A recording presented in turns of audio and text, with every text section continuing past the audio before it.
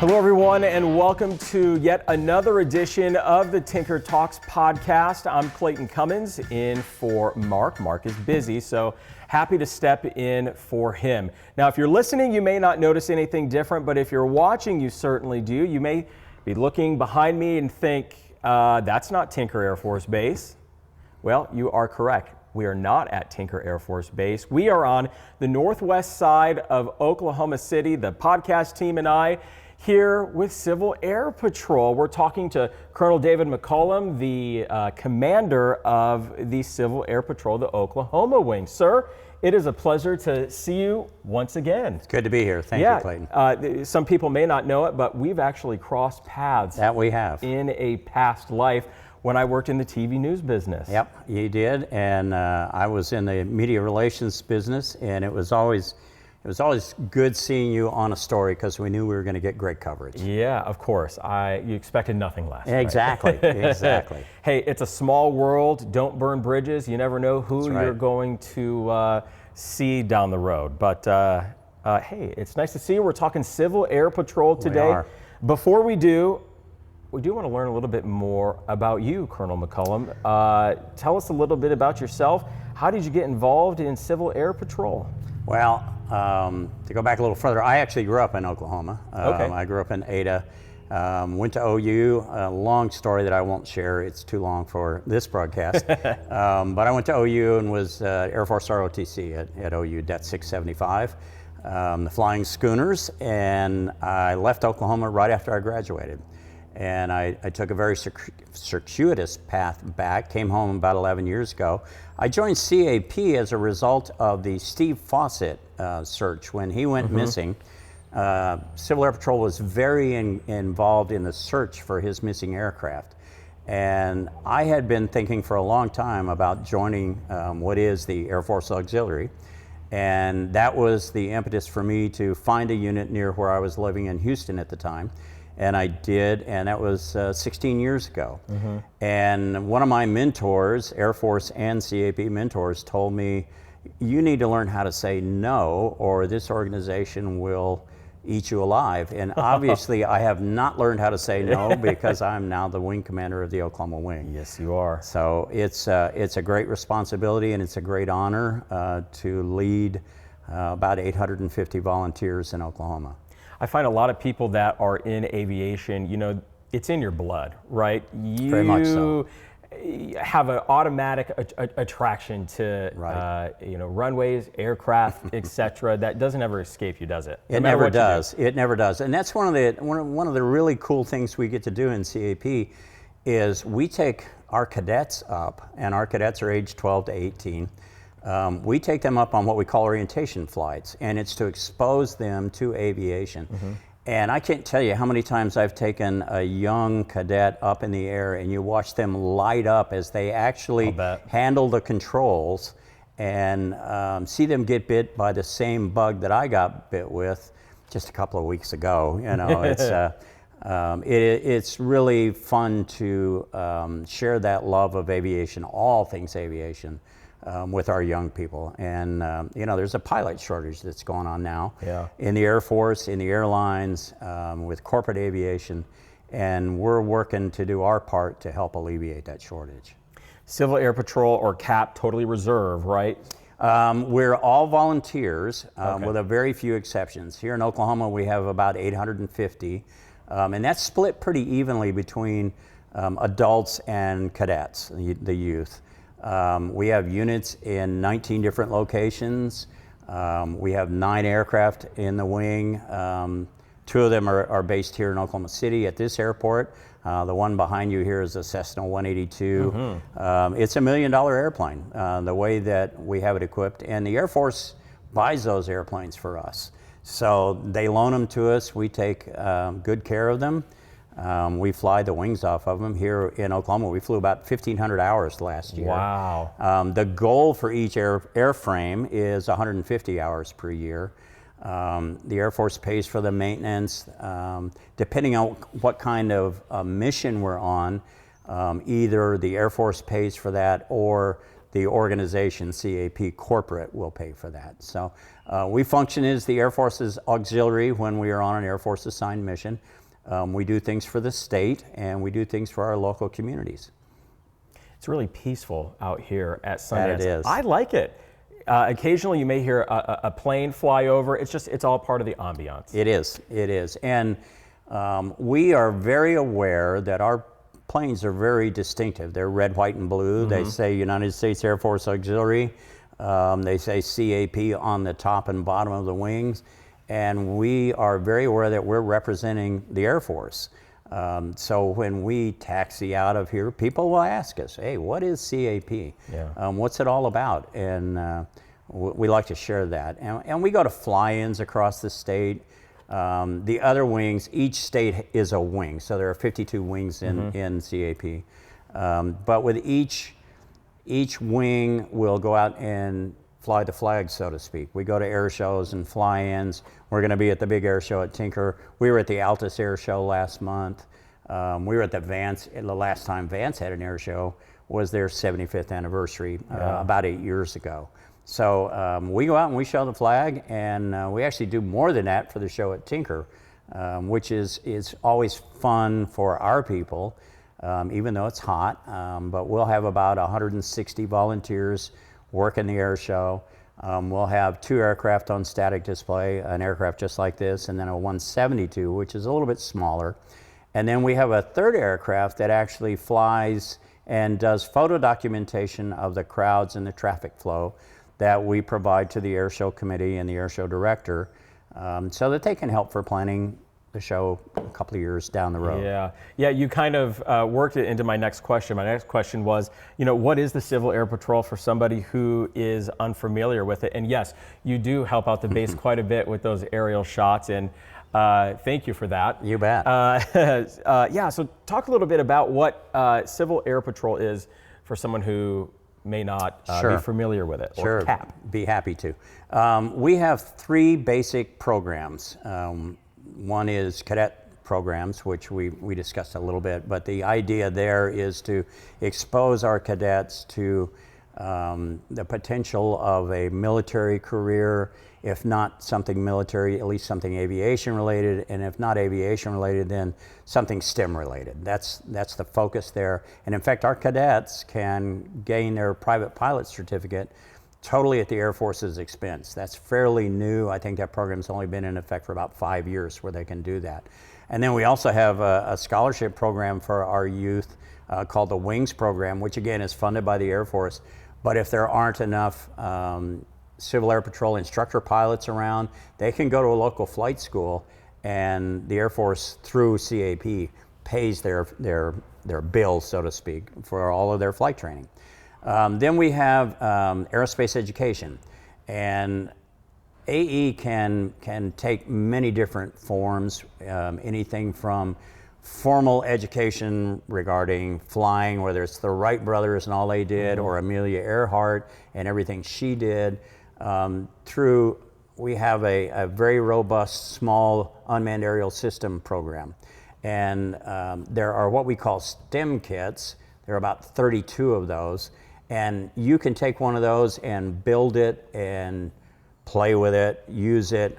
Each one of those kits illustrates something fundamental to STEM, and they can get another one. Once that one's built, all they have to do is fill out an evaluation of what they did with that kit, and they can get another one. And then we have emergency services. And in Oklahoma, ES a lot of the time revolves around storm season. We have a pretty robust and active spring, and then there's the second season that we have in the late fall. Last year, we flew 86 hours in support of NOAA and FEMA doing storm damage assessment. And what we do is we have several different photo imagery devices. One is your typical DSLR that we can stick out the photographic window of this aircraft. Another tool we have is called Waldo. And Waldo is a 3D imaging device that we strap on one of the struts, and we fly a very specific pattern, and that unit is able to assess structural integrity. if there were an overpass or an earthen dam where some of that earth had been moved because of flooding or whatever, it can calculate how much cubic feet of soil would be required to restabilize. Wow. It's a very useful tool, and FEMA is, they love us for that. The unit itself is not very expensive. It's only about $50,000. It's the data processing where the real cost comes in. So those are our three main programs. Yeah. And I would say that the most rewarding is all of them, because there are things that each of our volunteers may have. They may do like what you did in the real world, where you were a journalist. They may be a journalist or a public affairs person in the real world, but they want to do something different to give back to their community. So we have all of these programs where they can give back to their community, state, and nation. Is there a disaster or a response or something like that working with Civil Air Patrol that kind of sticks in your mind? Oh yeah, Hurricane Harvey would be a big one, but here in Oklahoma, the Moore tornado was 20 years ago. Of 13? That was a massive response effort. We had ground teams. A lot of our ground teams were going in and they were photo documenting addresses so that FEMA knew how to allocate resources to rebuild, and that was a massive effort. Hurricane Harvey, it was a regional response. The incident command post that we were working from started out in the San Antonio area and then moved back down into the Houston area as things cleaned up and power was restored. But there were hundreds of thousands of images that were collected for Harvey and provided to FEMA and the state of Texas to help rebuild. Wow. Those things, when you do those things, whether you're in the aircraft as part of the air crew or you're part of the mission staff on the ground, it's so rewarding to be able to give back to your local communities. I can't even describe the feeling you get. It's just it's why we do what we do, I guess. And a former national commander used to call that signing the volunteer paycheck, so that they know that what they're doing and what they train for is worthwhile doing and training for. It's one thing seeing that level of destruction on the ground, but it hits different in the air, doesn't it? It does. It really does. I guess it's been about 8 or 9 years ago now, when we had massive flooding down in the southern part of the state. And even just recently, I flew down over Lake Texoma. It's incredible the amount of water that's down there, and you can't imagine it until you see it from the air. I mean, seeing it from the ground you get this limited perspective, but from the air, it's so widespread. It's just incredible. Yeah. For parents listening to this, students listening to this, looking for their next career, they think they might have the aviation bug in them as well. Why is Civil Air Patrol one of the best ways to get exposure to aviation? Well, it's an outstanding way to learn a little bit about the military, and of course being the Air Force Auxiliary, we steer people towards the Air Force. You get that little bit of exposure about drill and physical fitness, and our cadets have to, as they advance in rank, they are tested on aerospace education. So they learn about the pioneers of flight. They have to pass a physical test, so physical fitness is stressed. And then you go through a promotion board that asks kind of not off the wall, but offhanded questions that the cadets have to be prepared to answer. So it teaches them to think on their feet as well. All of those things are, especially the thinking on your feet, are very important when you get in the cockpit of an airplane, because it doesn't always go just the way you planned it. So you have to be prepared to handle emergencies, you have to train for those, and you got to remember to stay calm under stress. All of those programs help develop that. The other cool thing, in my opinion, about our cadet program is if a young person joins, they are expected to promote, or they can promote, about every 57 to 59 days. It takes about 2 years to go from Airman Basic to Cadet Second Lieutenant, and that award is called the Mitchell Award. It's named after General Billy Mitchell, who was an Air Force icon. And if they achieve their Mitchell Award and they decide they want to enlist in the military, they go in as an E3 as opposed to an E1. So they get a few extra $100 in their pay envelope every month, and that's pretty significant as a young person. They also, if they achieve their Mitchell, if they are going to apply for an ROTC scholarship or they want to go to one of the academies, at most universities, there's a drop down that says, okay, were you a member of Civil Air Patrol? And if you answer yes, it says, did you achieve your Mitchell Award? And if you say yes, that opens the door to a whole lot of other possibilities. About 10% of the entering class at the Air Force Academy every year are former CAP cadets. Right now, I'm really pleased to say that we have two of our former, well, they're still our cadets, they will soon be our former cadets.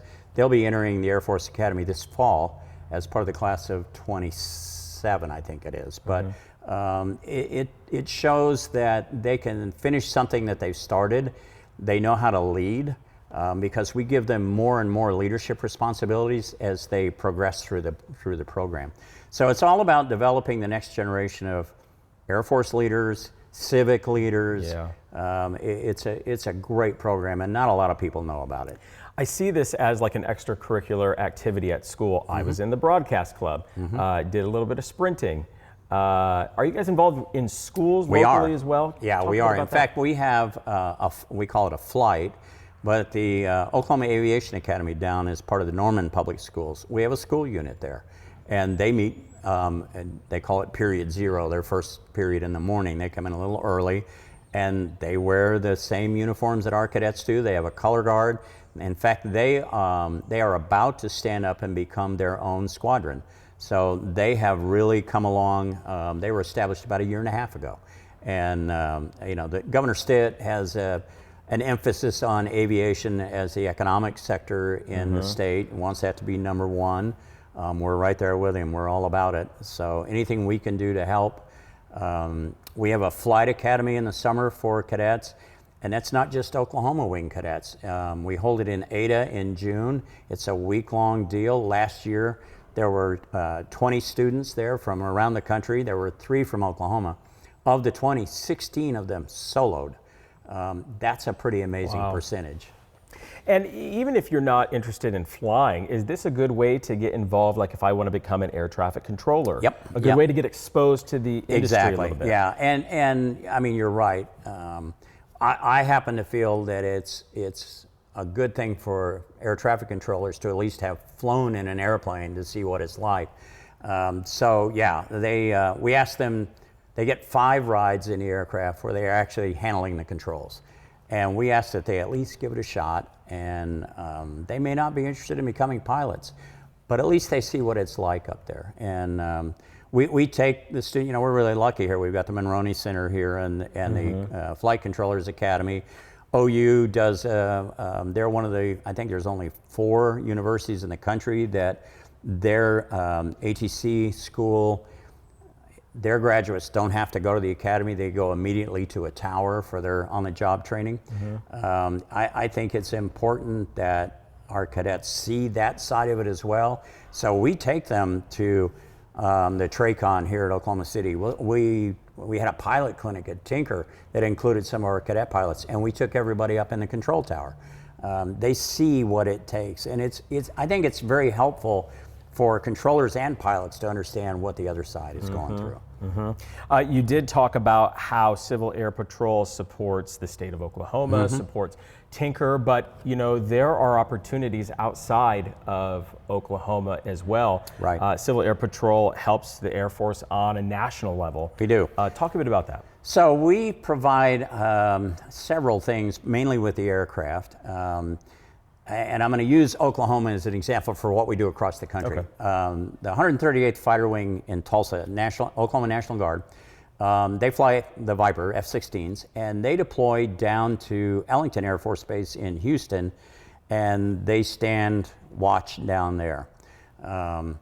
And to best of my knowledge, they have not allowed anybody from Texas over the Red River. They're doing a great job. But a lot of what they do, and this has been in the news recently regarding Mr. Trump's Mar-a-Lago resort, where there's we call it a TFR, a temporary flight restriction. When he is there, there is a temporary flight restriction over Mar-a-Lago.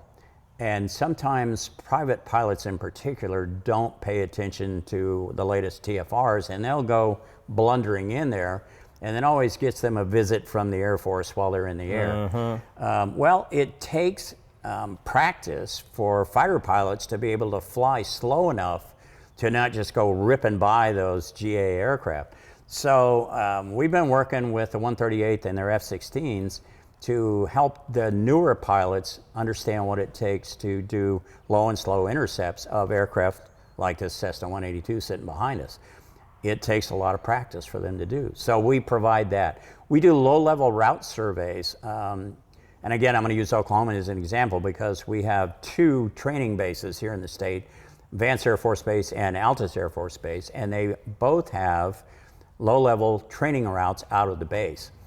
Well, if you're flying a T-6-2 or a T-38 out of Vance and you're ripping around low level, you don't have a lot of time to be looking for obstructions. Yeah. Same thing down at Altus. If you're flying a C-17 and you're doing these low-level training routes at several hundred knots, you don't always see something until it's like, uh-oh, what was that we just hit? So we perform low-level route surveys across the country for Air Force bases, making sure that there are no uncharted obstructions for the training routes as our new pilots are being trained, and our experienced pilots are maintaining their proficiency. We also provide, and we do this at Tinker in particular, but I know it also happens at other places. I mentioned earlier we have a very robust small unmanned aerial system program. We work with Tinker and we use our drones to try and penetrate the airspace. So we give security forces a good workout. Ah, sure. They're chomping at the bit to shoot one of ours down, and have they? We tell them no, we need those. It's great training for security forces and for our people, so that they can operate in close proximity when required. Yeah. So not just aircraft, drones too. Yep. And the drones. So to be an aircrew member, you have to be 18. To be a drone operator for us, there is no age limit. So the cadets can do that, and they do. We have several cadets who are, they have their Part 107 license from the FAA, and then they're certified with us as well to operate the drones. Yeah. I do want to talk about the Civil Air Patrol, their core values, integrity, volunteer service. You talked a little bit about excellence and respect. Why are those core values so important? It's pretty obvious, but... Yeah, it is. And they're based off the Air Force's core values. And in fact, I like the way the Air Force puts it better when they say integrity first. If you have integrity, and of course there's that kind of cliched definition of integrity and doing the right thing when nobody's looking. In our world today, integrity seems to be kind of a rare gem, if you will. And we try and instill integrity in all of our members.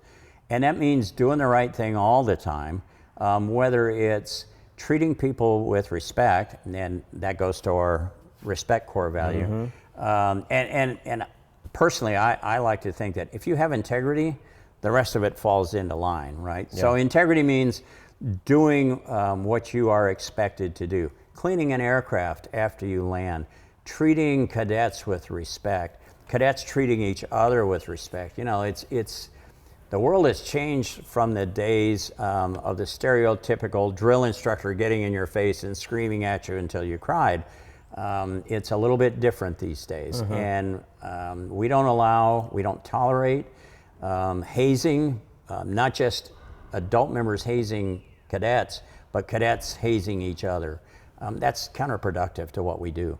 And again, it goes to that signing the volunteer's paycheck. When you do things with integrity, with respect, volunteer service, and the Air Force puts it service before self, that's what our whole organization is based on. That's why we exist, is to serve others. Not everybody is cut out for CAP. Not everybody's cut out to serve in the military. And that's okay. It is okay, and there's nothing wrong with that. But you need to understand, if you sign up to serve with us, there are expectations, and the expectations include that you're going to serve in an honorable fashion and you're going to put others before yourself. I've been asked by a cadet, actually, about what it's like to be the wing commander. And I'd never thought of that before. But the answer is, and I think Colonel Rosetta would appreciate this, because I see a lot of things that she does that I emulate. When she's out meeting with the troops, she's always smiling, right? It's always that praise in public part, and you're building up the morale, and you're showing that the boss cares. Mm-hmm. So I told this cadet, I take it very seriously that I represent 850 of you, and I get all the bouquets from higher up when you do well, mm-hmm. which is why I always pass that along about how proud I am and what a great job you're doing. And by the same token, I also get the rockets when things are going off the rails a little bit. Well, I don't share that with everybody. That's behind closed doors, and we work on doing things better. We are a volunteer organization, and not everybody understands the expectations. So that's my job through my staff and my intent to help them learn that. And then if they still don't want to do it, okay, thanks for showing up. Yep. See you next time. Yep. So if there are people out there listening to this, whether you're a student, whether you're an adult with a full-time working job, that, you know, CAP is starting to check all the boxes here, are pretty interested mm-hmm. in joining. What are the steps to do so? So the first thing to do is find a local unit. And you do that by going to gocivilairpatrol.com, and there is a unit locator on there. And there's also an FAQ section about how to join as an adult, what it takes to be a pilot, parents, FAQs for prospective cadets. We do things a little bit differently between adult members and cadet members. Each unit follows the same steps every week in that, say, the first week of the month would be what they call blues night, when they're wearing service dress. Those are promotions, awards, kind of a job well done, way to go team. And they may do aerospace education that night as well, because it doesn't require a physical activity.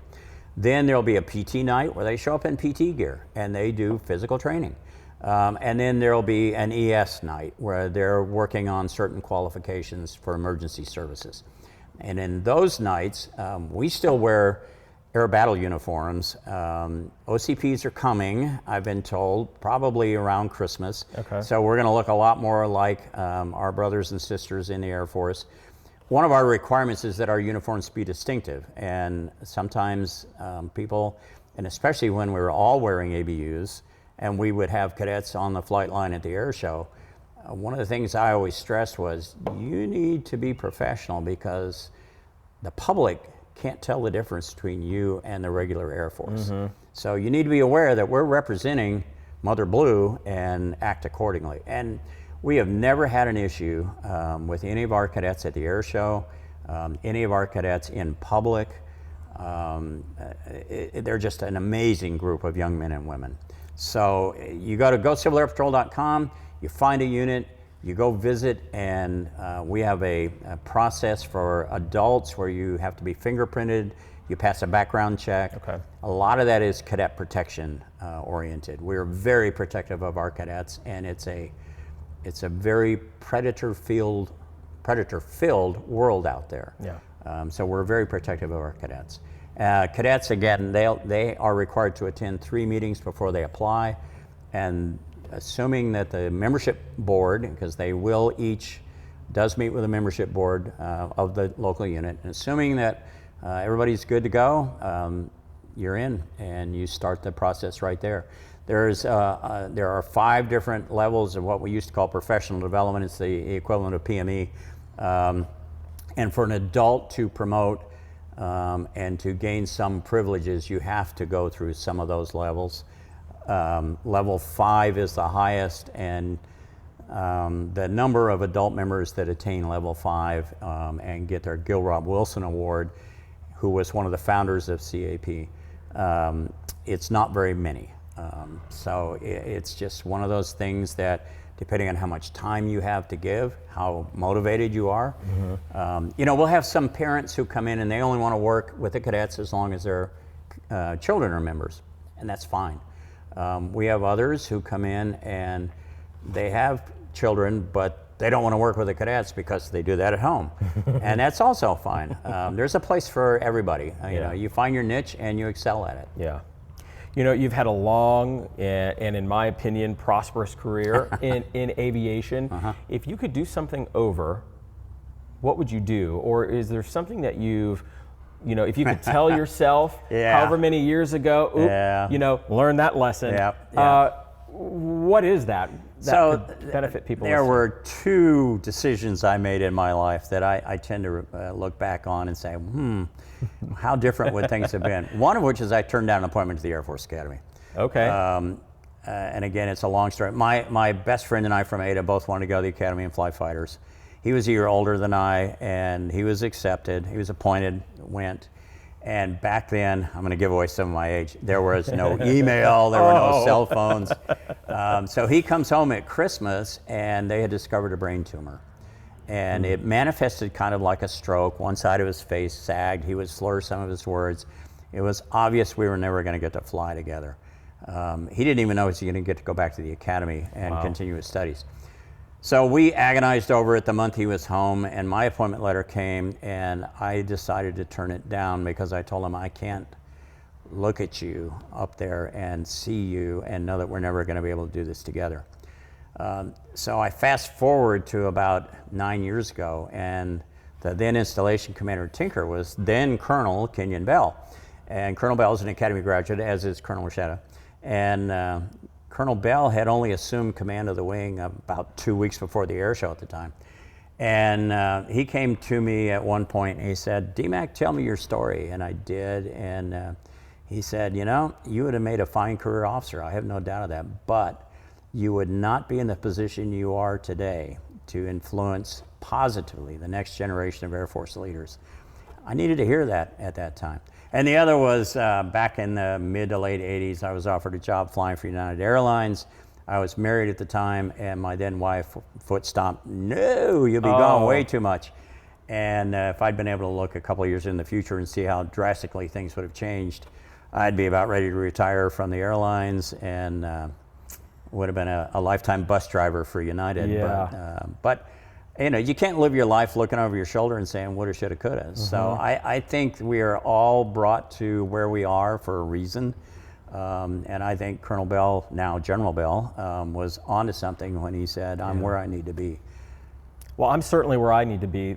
It was really nice to see you again, learn more about the Civil Air Patrol. What an awesome program. What an awesome guy leading the program. I mean, really, it's an aviation enthusiast dream, this program. Yeah, it is. And it's really so very rewarding knowing that you're helping develop our next generation of leaders and that you're giving something back to our local communities and our state and our nation.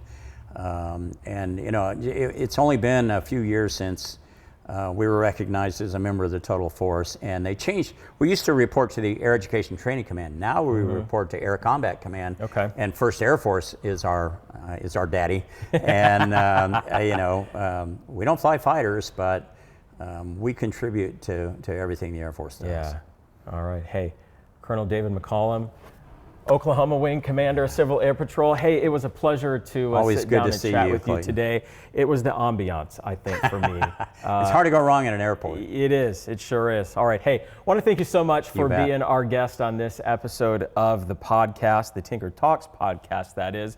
Two shameless plugs before we wrap this up. The first one, social media. If you haven't followed Tinker Air Force Base on your favorite social media platform, now is the time to do it. We're on Facebook, Twitter, Instagram, LinkedIn, YouTube, you name it, we're on it. We would be on MySpace if we could. Understand. We would. And then the second shameless plug, don't forget the Tinker Air Show is back for the year 2025, June 28th and 29th. If you haven't made plans yet for the air show, come on down. It's an absolute blast, although very warm. It'll be warm. Be sure to water, sunscreen, hearing protection if you are coming down for the air show. We really hope to see you there. It's a good time. I know Colonel McCollum's going to be there. Absolutely. We'll be there with bells on, and it'll be a great show. Thunderbirds are going to rock the house. They usually do. They do. All right. Hey, want to thank you so much for watching this episode of Tinker Talks podcast. thank you so much. We'll see you on the next episode. And until then, stay safe. Bye-bye.